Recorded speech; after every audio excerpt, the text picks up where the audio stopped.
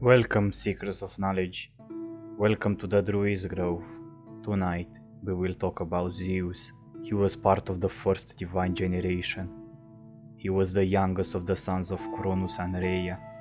Rhea, in order to save him from the wrath of his father, who swallowed his children one by one as soon as they were born, hid Zeus in Crete, where he was cared for by two nymphs, Adrasteia and Ida.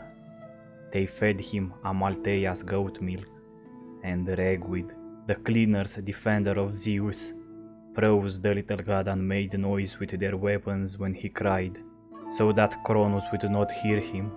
When he grew up, Zeus plotted with the help of Gaia and Metis the dethronement of his father. After forcing Cronus to shed his swallowed children, Zeus, along with his brothers now back to life, declared war on Cronus, but Cronus' brothers, the Titans, came to his aid. The fight lasted 10 years and ended with the victory of the Olympians. Zeus became the master of the entire universe. He gave the underworld to his brother Hades, and the sea to Poseidon, keeping the earth for himself. Before he could make peace, however, he had to face new enemies. This time, the giants turned against him by Gaia, who gave birth to a scary monster, Typhon, with 100 dragon hands. The battle with Typhon was the hardest, but in the end, Zeus came out again and finally victorious, throwing the monster into Tartarus. But even there he threatened the Olympian gods. He unleashed storms and volcanoes, together with Ecdina, half woman, half serpent.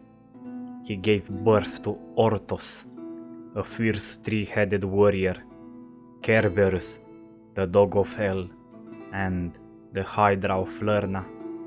Legend has it that Zeus became the ruler of humans and gods after defeating his father Cronus, an evil ruler with the help of his brothers and other gods. But why Zeus take revenge on his father Cronus? Legends also say that Cronus was scared that one of his sons might take his power, so he ordered his wife Gaia, goddess of the earth, to bring all his children so that he could swallow them, and so that no one could take his place. Only that his wife hid Zeus in a cave on the ground, and in his place in diapers put a boulder.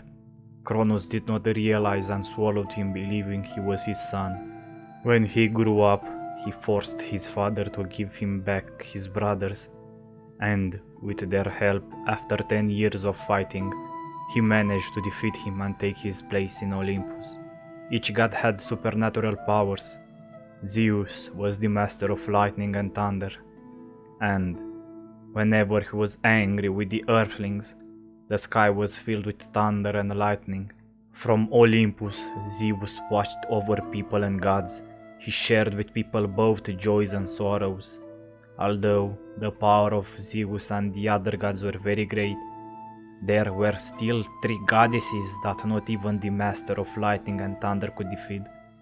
They were called Moira, and were responsible for the fate of humans and gods. One of them had a spindle on which the thread of life was twisted. When it broke, it meant that the life of the man whose thread was broken was over. The second chose the fate of man, and the third wrote what the others two decided. Zeus's wife was beautiful and wise. She was called Hera, protector of the family. All these gods guarded the order and justice throughout the world of Olympus. Along with them are also the gods of the sea and those of the earth. Thank you for listening to my story, seekers of knowledge. And till the next time, remember, always seek knowledge. Goodbye.